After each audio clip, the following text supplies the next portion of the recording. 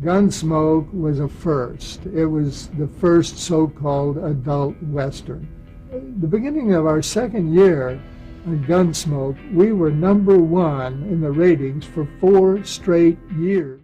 Dennis Weaver spent nearly a decade becoming one of the most beloved faces on American television as Chester Goode, the loyal deputy on Gunsmoke. To millions of viewers, it seemed like the role every actor dreamed of, starring on one of the highest-rated shows in the country, winning an Emmy Award, and enjoying unmatched job security.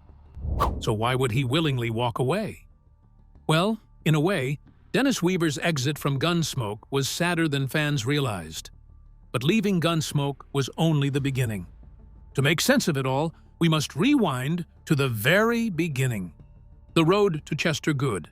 Long before millions of Americans knew him as Chester Goode, Dennis Weaver was simply a boy growing up in the mining town of Joplin, Missouri. Born on June 4, 1924, to Walter Leon Weaver and Lena Prather Weaver, he came of age during the hardships of the Great Depression. Joplin was a community built on industry and hard work, and those values stayed with Weaver throughout his life. Even as a child, he stood out for his determination and athletic ability rather than any dreams of becoming an actor. Hollywood wasn't even on his radar. If someone had predicted that this Missouri athlete would one day become one of television's most recognizable Western stars, it would have sounded far-fetched. At Joplin High School, he excelled in track and field, developing into one of the area's most promising young athletes. His specialty was the decathlon, one of the most demanding events in athletics, requiring competitors to master 10 disciplines over 2 days, including sprinting, jumping, throwing, hurdles, pole vault, and distance running. At that point, a career in professional athletics appeared far more realistic than one on a television set. That promising athletic path was interrupted by the Second World War. Like millions of young Americans of his generation, Weaver put his personal ambitions on hold to serve his country, joining the United States Navy. Although his military service delayed both his education and athletic career, it exposed him to a much broader world than the one he had known in Missouri. When the war ended, Weaver returned home with greater maturity and resumed his studies at the University of Oklahoma, under the benefits available to returning veterans. His focus initially remained on athletics, and he continued competing in track events while working toward his degree. Yet somewhere between the running track and the classroom, another passion quietly emerged. During his time at the University of Oklahoma, Weaver became involved in campus theater productions. Acting challenged him in entirely different ways. Instead of measuring success with stopwatches and scoreboards, he learned to communicate emotion, develop characters, and command an audience. The experience fundamentally changed his outlook. Rather than seeing acting as a hobby, Weaver gradually realized it offered a creative fulfillment that athletic competition could not. It was a difficult decision, especially after investing years in sports, but he ultimately chose to leave behind his dream of becoming a professional athlete and pursue acting full-time. Making that decision was only the beginning. After graduating, Weaver headed to New York City, then America's undisputed center of serious stage acting. There, he studied at the prestigious Actors Studio, whose approach emphasized emotional realism and character development. The institution would later become associated with legendary performers such as Marlon Brando, James Dean, and Paul Newman, although Weaver's path was considerably less glamorous. Like countless aspiring actors arriving in New York with big dreams, he discovered that talent alone guaranteed nothing. Competition was relentless, opportunities were scarce, and every audition carried enormous pressure because another chance might not come for weeks. The years that followed tested Weaver's resolve more than any athletic competition ever had. He accepted whatever work he could find while trying to establish himself as an actor, appearing in stage productions, taking minor parts, and working odd jobs to pay the bills. His early screen appearances were brief and often uncredited, offering little indication that he would someday become a television icon. Many promising performers abandoned acting during this period after repeated disappointments, but Weaver refused to quit. Each small role became another lesson, another opportunity to improve, and another step towards something bigger, even if he couldn't yet see where the road was leading. By the early 1950s, American television was expanding rapidly. creating opportunities that had barely existed a decade earlier.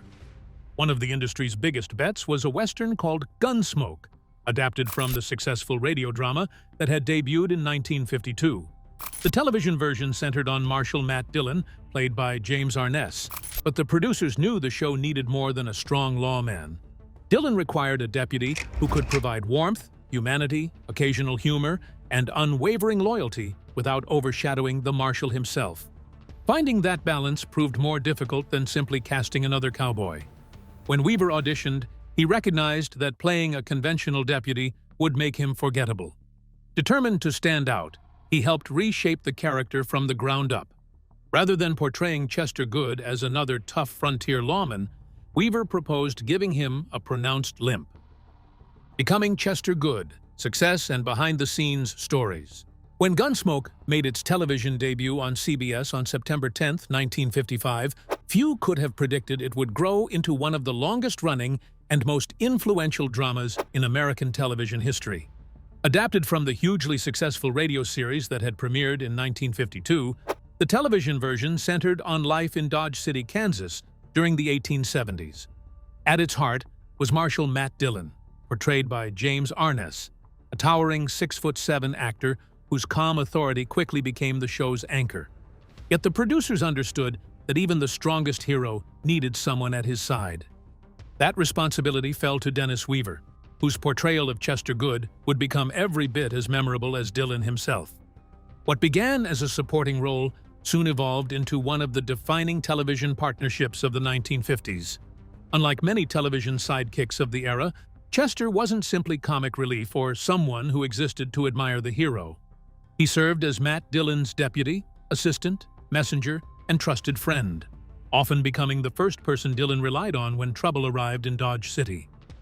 Chester lacked Dillon's imposing physical presence, but he compensated with unwavering loyalty, courage, and compassion.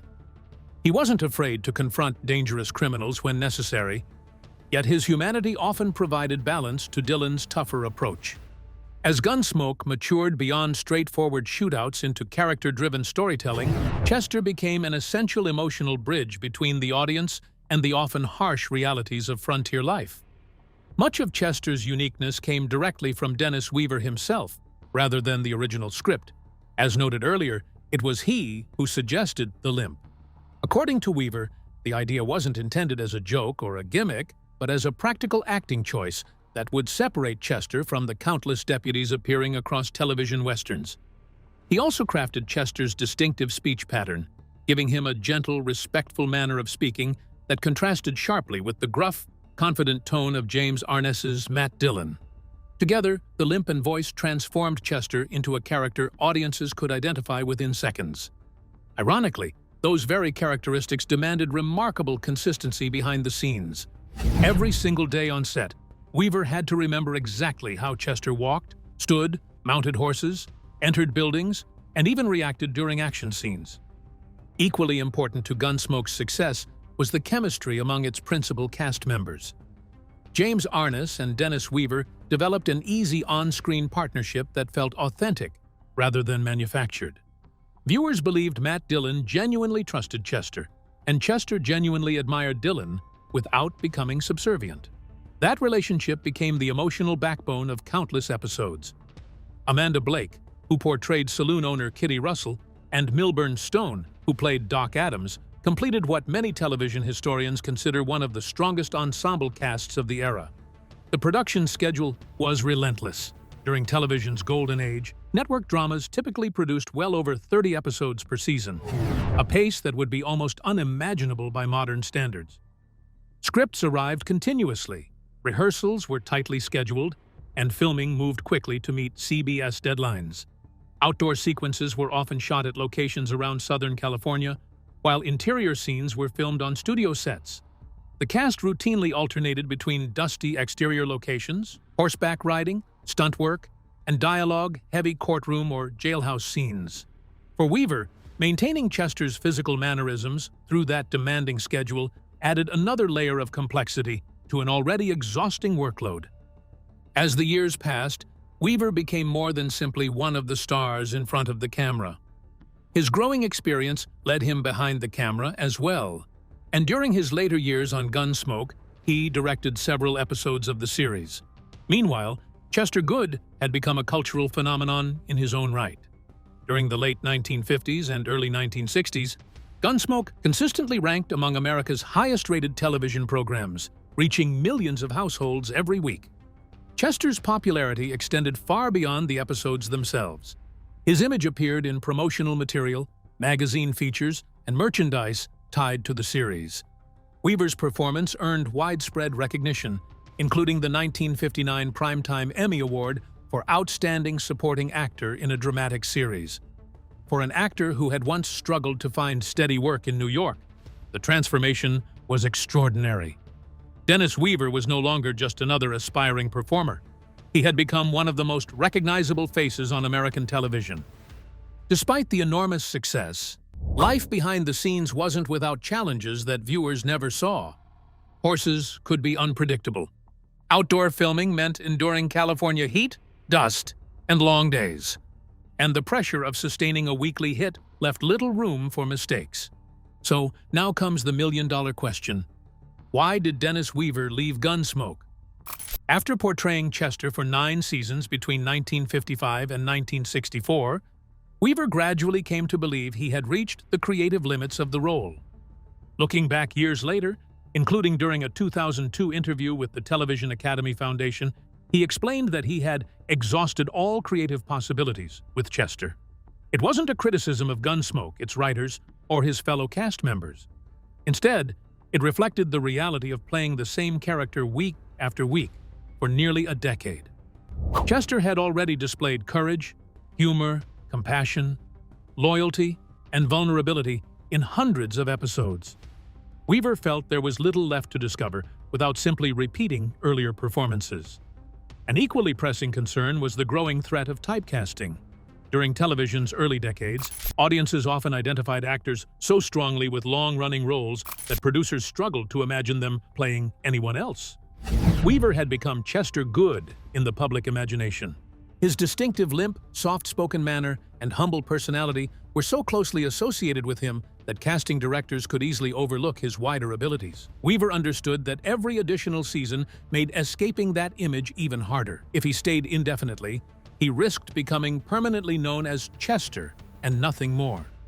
Leaving Gunsmoke meant giving up certainty, but it also represented his best chance to reinvent himself. Part of the challenge lay in the structure of the series itself.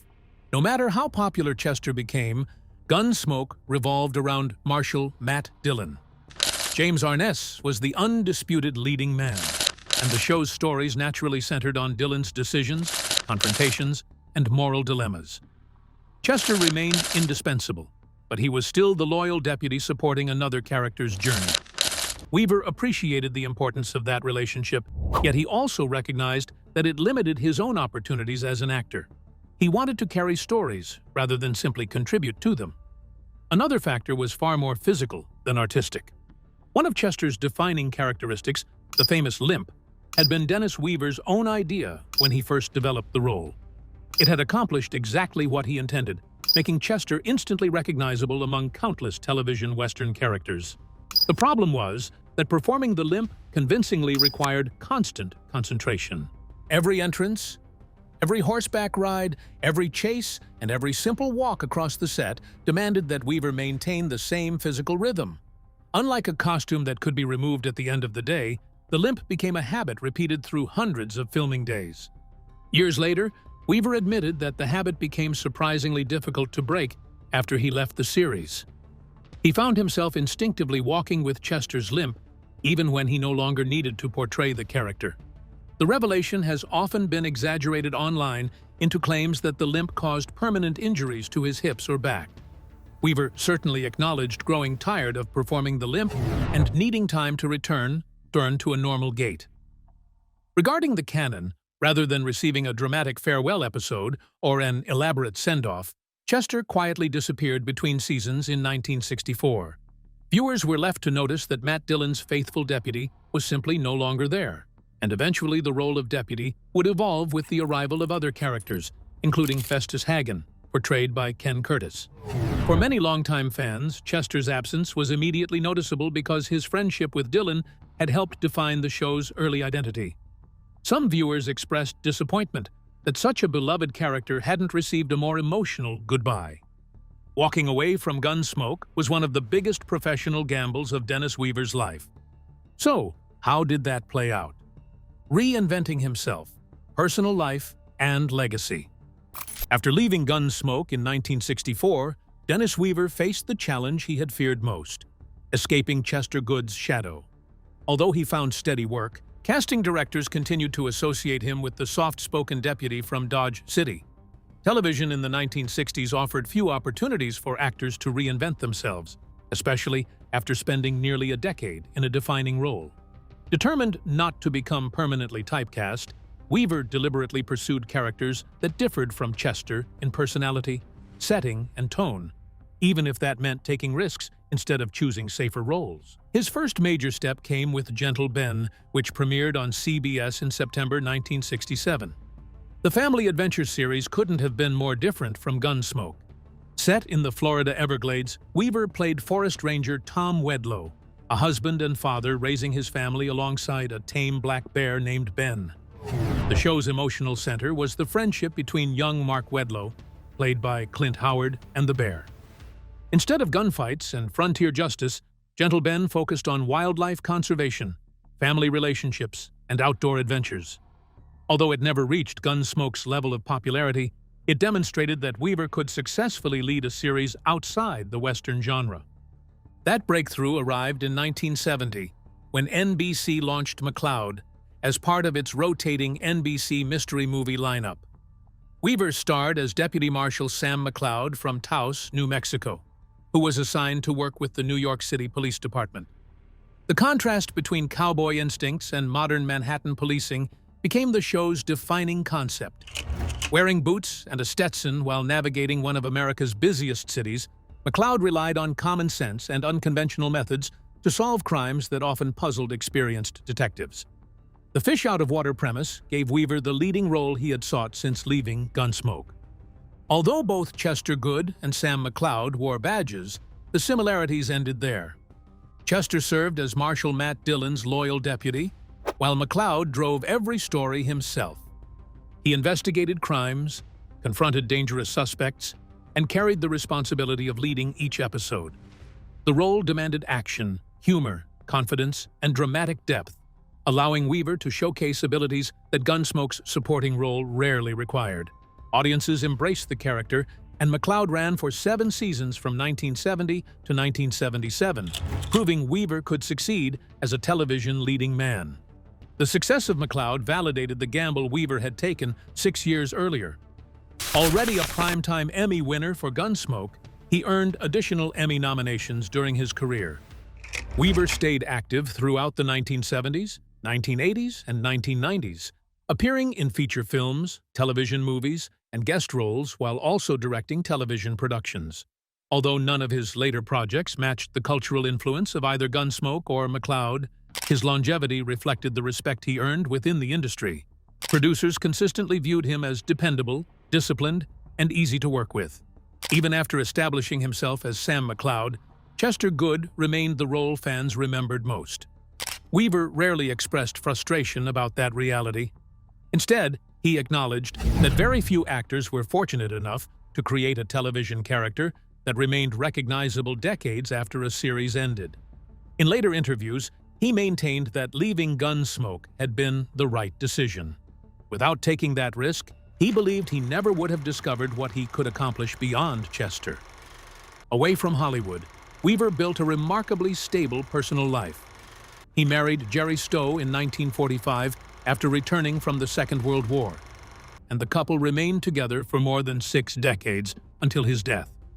Together, they raised 3 sons, Richard, Robert, and Rustin, while balancing the demands of a television career. Despite starring in 2 hit series, Weaver preferred a quieter lifestyle. His interests increasingly extended beyond acting. Long before renewable energy and sustainability became mainstream issues, Weaver publicly advocated conservation, alternative fuels, and responsible environmental policies. In 1993, he founded the Institute of Ecolonomics, a nonprofit organization promoting the idea that economic growth and environmental protection could work together rather than compete. Through the organization, he supported renewable energy, sustainable business practices, and reduced dependence on fossil fuels.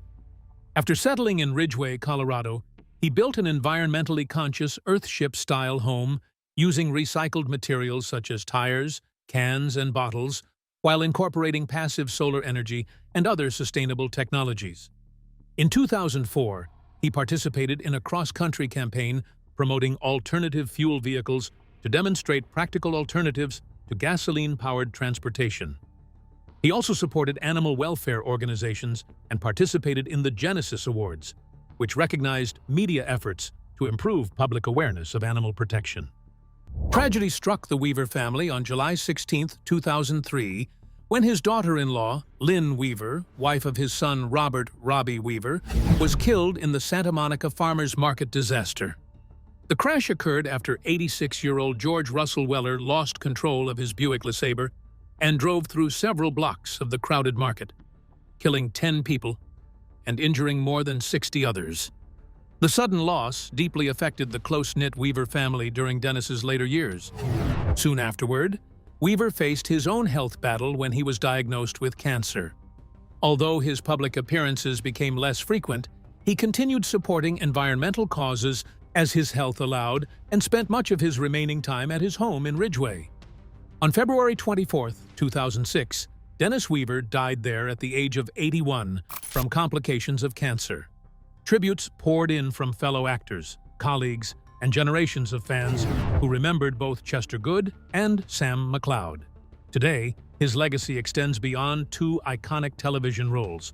He is remembered as an Emmy-winning actor who successfully reinvented his career, a devoted family man, and an early advocate for renewable energy and sustainable living whose vision was years ahead of its time.